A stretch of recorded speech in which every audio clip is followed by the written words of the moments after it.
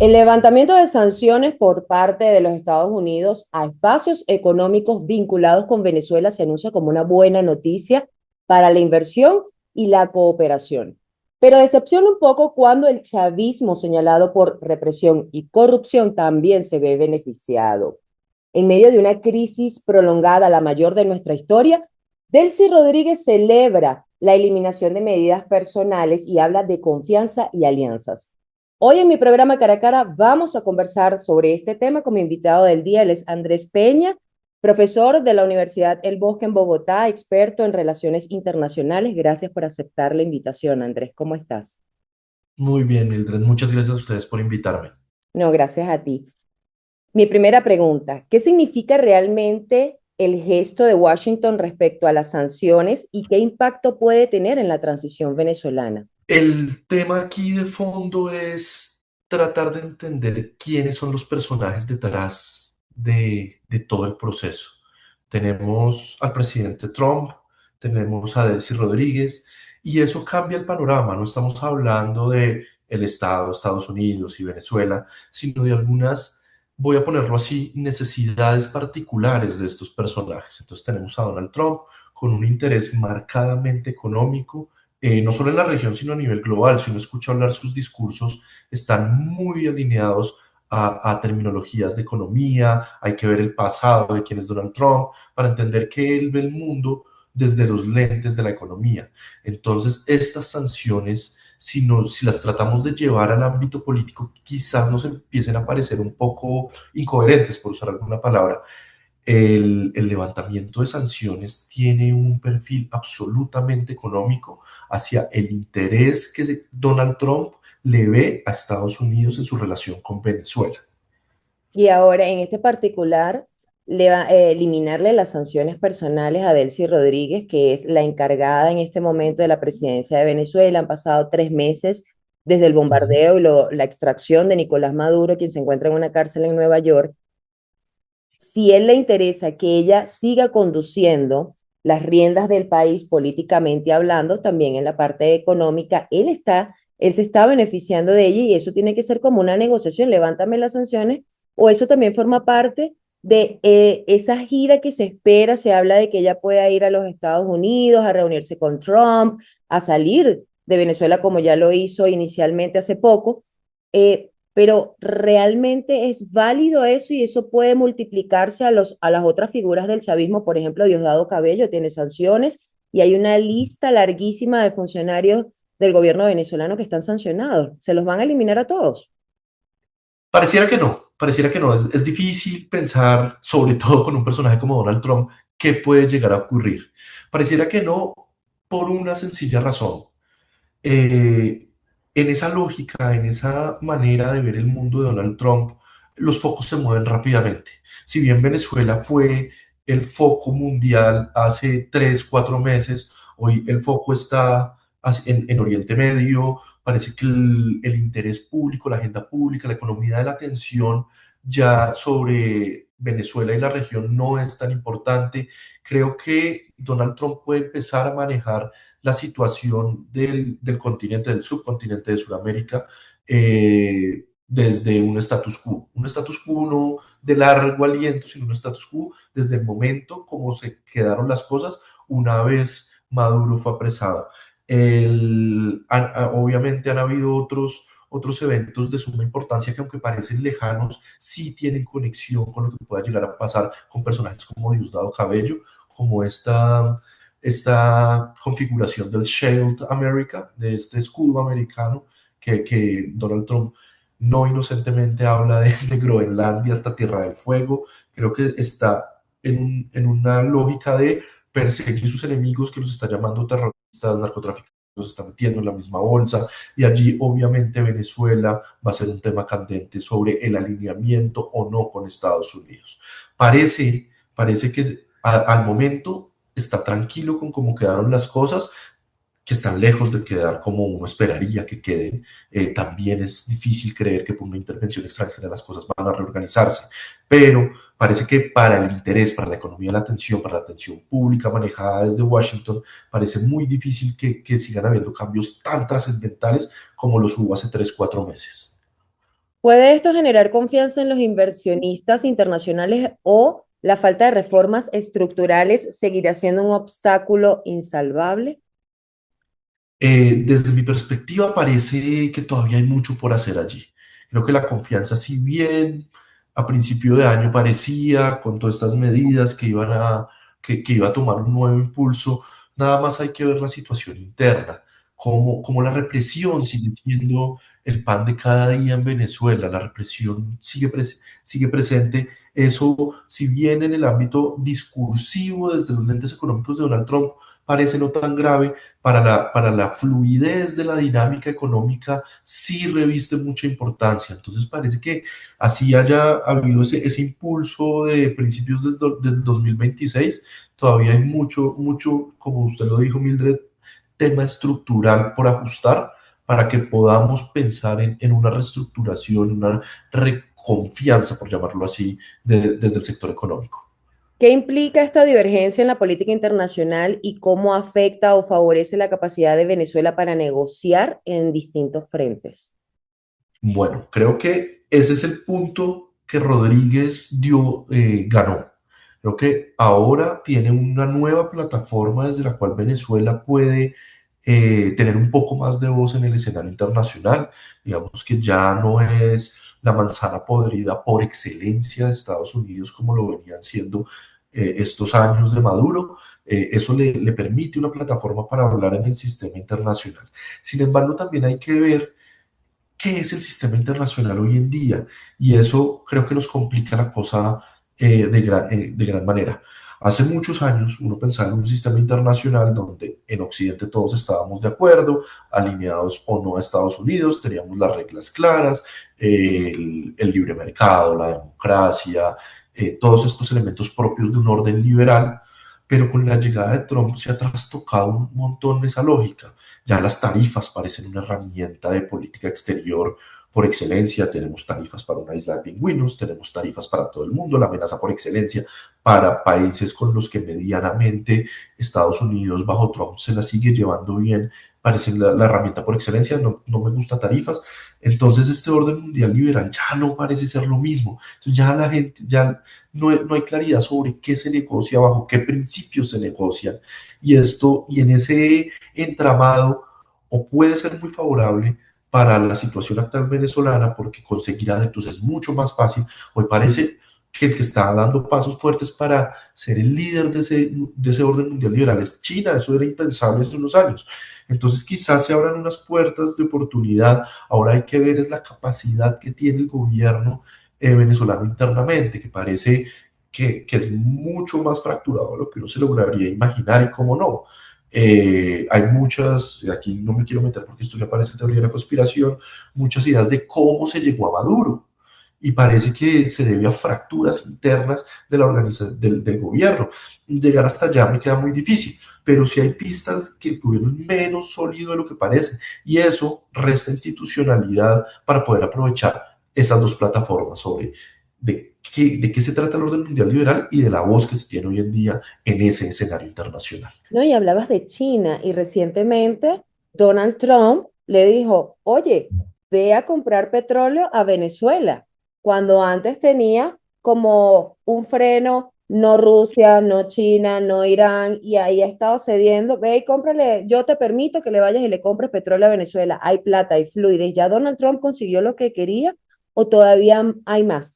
Vámonos un poquito a la política, sé que tu especialidad también es las relaciones internacionales, pero quiero entender como cuánto tiempo se le puede llevar Venezuela con este tutelaje por parte de los Estados Unidos hasta que termine el periodo de Trump y ya pues cambie de gobierno y evidentemente el tutelaje quede por fuera o quien gane las elecciones y a quien él prepare para esas elecciones pueda asumir ese tutelaje. ¿Cómo lo ves? Entendiendo eso, los cambios que tiene Trump, porque ahora China sí puede comprar petróleo en Venezuela.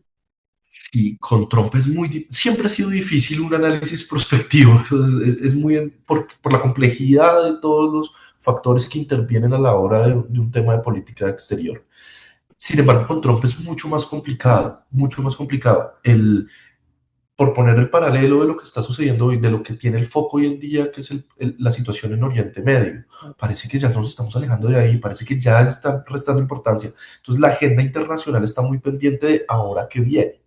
Se viene algo en Corea del Norte, se viene algo en Europa, volvemos a Venezuela, depende mucho de eso. Sin embargo, uno podría intentar explorar qué puede pasar y, y la respuesta fácil, la respuesta obvia es hay que esperar a que dos cosas, a que se abran elecciones en Venezuela y a que Trump salga del gobierno. Que Trump salga del gobierno no quiere decir que salga estas elecciones, no sabemos qué pueda pasar en las elecciones de Estados Unidos, pero a un cambio así sea a otro presidente republicano, a uno demócrata, uno esperaría que se acompañaran unas elecciones en Venezuela, las que vienen o las posteriores a esas, de manera más directa, de manera más libre y poco a poco, porque estas cosas no pasan de un día a otro. Claro, quedó el shock de la captura de Maduro en un día y parece ahora que todo, que en un día las cosas cambian diametralmente. Hoy, 3 meses después, nos damos cuenta que no, que sí, se capturó a Maduro en un día, pero el trasfondo, el trasegar de un cambio no se da de un día para otro. Lo hablo ya ni siquiera como interesado en la política internacional, sino como colombiano. Nosotros, aquí en Colombia había la idea de que se firmó el acuerdo de paz con las FARC y adiós, se acabó el conflicto. Eso fue en 2016, vamos 10 años y todavía son procesos delicados, procesos que la sociedad juega un papel preponderante, que poco se ve eso en los analistas y esto es mea culpa en la academia, que hablamos, la sociedad civil la tenemos por allá arrinconada y es el actor principal de todos estos procesos. Entonces, todo ese acompañamiento, toda la libertad que se puede dar para unas elecciones realmente democráticas, el rol que pueda, la voz que pueda de verdad adquirir la sociedad civil, van a ser centrales en este asunto. De la manera más optimista uno puede decir, con acompañamiento y no solo de Estados Unidos, sino de la comunidad internacional, con restándole poder a los que hoy tienen poder un poco, podemos empezar a trasegar ese proceso, no un cambio de un día para otro, eso sería Sí, muy caricaturesco. eso es lo que muchos analistas asoman que la situación de Venezuela va a llevar por lo menos 2 años para que se den unas elecciones transparentes, verificables, como lo exige la oposición. La oposición hoy en día está presionando para que se den ya, pero yo dudo mucho que Donald Trump acceda a unas elecciones este año como tal, sino ya se evaluarían para el año que viene, si acaso, porque bueno, el interés económico predomina sobre el político, porque ellos dicen que ya con haberse llevado a Maduro, pues resolvieron el tema político y ya la transición está en curso. Eso es lo que hace ver Estados Unidos en este momento. Andrés, para finalizar, ¿en cuánto tiempo puede el levantamiento de sanciones?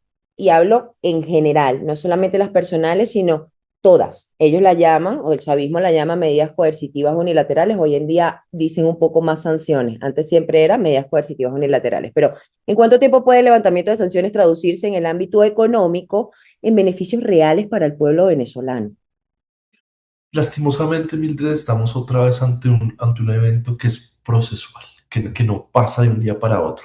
El levantamiento de sanciones tiene que venir acompañado y va a venir acompañado de una reactivación de la sociedad civil, de una sociedad civil más libre, más capaz y articulada a inversión extranjera, a todos estos elementos que el libre mercado aplaude, que el libre mercado se nutre para ampliar, para traer sus lógicas. Ahora, hay que ver qué modelo se usa, qué tan libre mercado, qué tan estatal. Esperaría uno que con los miedos que hay, el Estado siga participando de gran medida para que esto no llegue a ser propio del libre mercado, que es explotar una desigualdad gigantesca. Eso es un problema natural del libre mercado. Entonces esperaría uno que un Estado gobernado, digamos, democráticamente, estamos, estamos hablando de que primero tiene que haber una transición política en Venezuela. Tras esa transición política, el levantamiento de sanciones nos lleve a una participación de la sociedad civil bajo los marcos del Estado que nos ayude a pobreza, nos ayude a atender desigualdades, nos ayude a atender servicios básicos de educación, salud y demás, con la inversión extranjera, con la activación de la sociedad civil, que como insisto es el actor principal en todos estos procesos. Entonces, no va a ser una cosa de un día para otro. Supongamos que el levantamiento de sanciones se va dando paulatinamente, que en alrededor de 8 meses, pues si empezáramos, podría ya reactivarse la economía, pero estos otros procesos nos van a tomar tiempo. ¿Sí? Claro. Entonces, no va a ser un switch de prender y apagar, va a ser procesos que ojalá el Estado tenga participación, que ojalá la sociedad civil sea el actor principal, y con eso Venezuela, estamos hablando que alrededor de 2, 3 años podemos volver a pensar en esa Venezuela por allá que los más antiguos recordamos. Pues va a depender también de muchas cosas, de cómo se lleve políticamente, qué errores se van a cometer y demás, pero el levantamiento de sanciones es una ganancia. Lo que hay que ver no es un proceso de blancos y negros, sino el proceso mismo como ganancia, porque van a empezar a empoderar la sociedad civil, se va a empezar a generar confianza en los mercados internacionales y todo esto van a ser ganancias poco a poco. Finalmente, nunca hay un estado ideal. Hoy uno puede pensar en cualquier economía y no está en un estado ideal. Entonces, este proceso es ya el objetivo final, diría yo. Hay mucho rechazo por parte del pueblo venezolano a todo lo que está relacionado al chavismo. Hay rechazo, Sin duda. evidentemente, hacia Delcy Rodríguez, hacia Jorge Rodríguez, hacia quienes hoy están encargados del gobierno de Venezuela, pero podría darse el beneficio de la duda sobre el actuar de ellos y que se mantengan en el tiempo o que Donald Trump los mantenga en el tiempo, corriendo la arruga, como decimos aquí en Venezuela, y ellos continúan ahí y lo pueden hacer bien o no ves viable esa posibilidad. Está muy intoxicado el sistema. Desde mi perspectiva lo veo poco viable por 2 razones. Primero, porque es Donald Trump. Bueno, eso es segundo. Primero, porque estamos viendo lo que está pasando en Venezuela. Las represiones siguen, eso no da confianza a los mercados. Eso, otra vez, el actor principal es la sociedad civil, la tienen muy limitada, está todavía muy maniatada. Eso ya da muestras de lo que va a hacer. Y segundo factor, Donald Trump.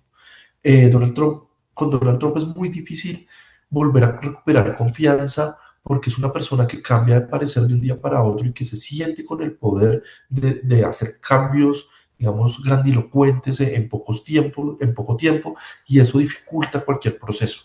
Entonces, creo yo que hasta que no haya unas elecciones verdaderamente libres en Venezuela, este proceso no va a tomar el impulso que necesita. Sí, así es. Y por eso es que María Corina Machado decía, elecciones ya y que regresa pronto a Venezuela son escenarios que están allí, pero se van a ir viendo sobre la marcha a medida que vayan accionando cada una de las partes, porque no hay de otra. Claro, y es que elecciones ya tampoco me parecería la medida adecuada, porque no serían unas elecciones en las que se podría garantizar una libertad total. Eso es un sueño. Es un sueño. Estos procesos toman tiempo. Capturar a Maduro tomó un día. Para nosotros, desde este lado de la pantalla, no tomó un día capturar a Maduro. ¿Sí? Fue mucho menos drástico de lo que uno se imaginó, fue mucho menos drástico, eso hay que aceptarlo. Desde la academia, por lo menos yo, estaba pensando que eso iba a ser mucho más costoso en términos de vidas, que es lo que realmente importa. Y no lo fue tanto, lo fue, pero no tanto. Entonces, bueno, nadie va a aplaudir una vida, que el costo de una vida, nadie va a aplaudir eso. Pero como el panorama que yo por lo menos me estaba imaginando fue mucho menos costoso. Estos procesos toman más tiempo del que parece, elecciones ya, el cambio total y de un día para otro, esas cosas no pasan en política. Andrés, muchísimas gracias por tu análisis, por compartirlo con nosotros a través de Impacto Venezuela, mi programa Cara a Cara. Como siempre le digo a todos mis invitados, espero más adelante retomar y seguir hablando y viendo cómo se desarrollan los acontecimientos y ver en qué atinaste en todo este análisis que vienes haciendo, si tenías razón respecto a Trump o no. Creo que la mayoría de los analistas han atinado y no creo que seas la excepción. Andrés, muchísimas gracias. Veremos, Mildred. Muchas gracias por la invitación y un saludo a todos los televidentes. Y a todo el pueblo colombiano también. Gracias. Hasta luego. Conversamos con Andrés Peña, profesor de la Universidad del Bosque en Bogotá, experto en relaciones internacionales. Muchísimas gracias por acompañarme cada domingo en este su espacio sin censura. Para más visiten www.impactovenezuela.com y nuestras redes sociales @impactove. Soy Mildred Manrique, nos vemos el próximo domingo.